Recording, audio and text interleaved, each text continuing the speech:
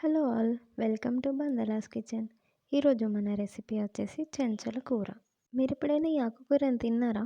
తింటే కామెంట్ చేయండి. జస్ట్లో ఈ ఆకుకూరని ఇష్టంగా తెచ్చుకొని తింటాము. ఈ చెంచుల కూర ఎక్కువగా కలుపు మొక్కగా పత్తి అండ్ మొక్కజొన్న చేనులలో పెరుగుతుంది. ఈ మొక్కలో ఉన్న మెడిసినల్ ప్రాపర్టీస్ వల్ల దీన్ని ఆయుర్వేదంలో ఎక్కువగా వాడతారు. ఇప్పుడు మనం కర్రీ ప్రిపేర్ చేసుకోవడానికి కావాల్సిన పదార్థాలు ఏంటో చూద్దాం. పచ్చిమిర్చి, వెల్లుల్లి, టమాటో, కొత్తిమీర. వెల్లిపాయలు పొట్టు తీయకుండా జస్ట్ ఇలా క్రష్ చేసుకుంటే సరిపోతుంది. మిగిలిన కూరగాయలు కట్ చేసుకొని పెట్టుకుందాం. నెక్స్ట్ మనం కుకింగ్ ప్రాసెస్ స్టార్ట్ చేద్దాం. ఒక 2 కప్పులు ఆయిల్ వేసుకుందాం. ఆయిల్ బాగా హీట్ అయిన తర్వాతనే ఇంగ్రీడియంట్స్ యాడ్ చేసుకోవాలి. ఫస్ట్ మనం జీలకర్రని కొంచెం ఇట్లా స్మాష్ చేసుకొని వేసుకుందాం ఇందులో.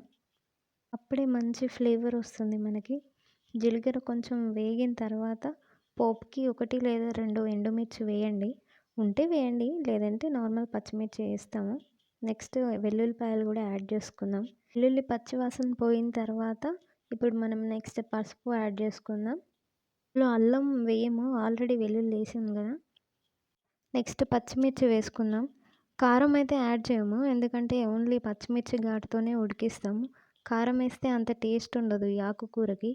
కొంచెం కరివేపాకు కూడా వేసుకొని మొత్తం మిక్స్ చేసుకొని వేగిన తర్వాత ఆకుకూర వేయండి. ఆకుకూర మొత్తం వేసిన తర్వాత మూత పెట్టుకొని ఒక 5 to 10 మినిట్స్ మధ్య మధ్యలో కలుపుకుంటూ ఉడికించుకోవాలి, లేదంటే అడుగు మాడుతుంది. జనరల్గా ఆకుకూరలో విటమిన్ ఏ అండ్ ఐరన్ ఎక్కువగా ఉంటాయి. వాటితో పాటు దీంట్లో ఫాస్ఫరస్, కాల్షియం, పొటాషియం, మెగ్నీషియం ఇలా ఇవన్నీ హై క్వాంటిటీలో మినరల్స్ ఉండడం వల్ల ఇది బోన్ హెల్త్కి, ఐ సైట్ గించడానికి, ఆల్సో కిడ్నీ స్టోన్స్ని కరిగించేంత శక్తి కూడా ఈ ఆకుకూరలో ఉంటుంది. ఇప్పుడు టమాటాలు వేసుకొని మగ్గించుకుందాం. నెక్స్ట్ దొడ్డుప్పు వేసి ఒక 5 మినిట్స్ మగ్గించుకుందాం. మన కర్రీ ఇప్పుడు ఆల్మోస్ట్ రెడీ అయిపోయింది. ఒకసారి మొత్తం కలుపుకొని దీంట్లో నెక్స్ట్ కొత్తిమీర యాడ్ చేసుకుందాం. కొత్తిమీర కూడా యాడ్ చేసుకున్న తర్వాత ఒక 2 మినిట్స్ మూత పెట్టి మగ్గించండి. రసం ఎక్కడైనా దెబ్బలు తగిలినా కానీ, లేకపోతే స్కిన్ ఎలర్జీస్ వచ్చిన దగ్గర కూడా పెడితే తొందరగా మానుతుంది. అంతేకాకుండా ఇది మన బాడీలో ఉన్న హీట్ని కూడా రెడ్యూస్ చేస్తుంది. మెయిన్గా లేడీస్కి ఇర్రెగ్యులర్ పీరియడ్స్ ఉన్నా, లేదంటే పీరియడ్ క్రాంప్స్ ఉన్నా ఈ ఆకుకూర మంచి రిలీఫ్ ఇస్తుంది. సో ఇది ఎక్కువగా ఆగస్టు, డిసెంబర్ ఈ సీజన్లో దొరుకుతుంది. మీకు అందుబాటులో ఉంటే తప్పకుండా ఈ కూర చేసుకొని తినండి.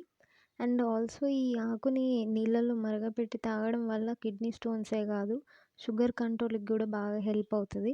ఇప్పుడు దీన్ని మనం కాడలతో సహా వేసుకున్నాం కాబట్టి ఇట్లా గరిటెతో స్మాష్ చేసుకున్నట్టుగా మనం కలుపుకోవాలి. అప్పుడు కొంచెం స్మూత్ కన్సిస్టెన్సీ వస్తుంది. అప్పటి వరకు మంచిగా స్మాష్ చేసుకుంటే టేస్ట్ బాగుంటుంది, అన్నీ మిక్స్ అయిపోయి. ఆల్మోస్ట్ అయిపోయింది. ఈ కన్సిస్టెన్సీ వచ్చిందంటే మనం స్టవ్ ఆఫ్ చేసుకోవడమే.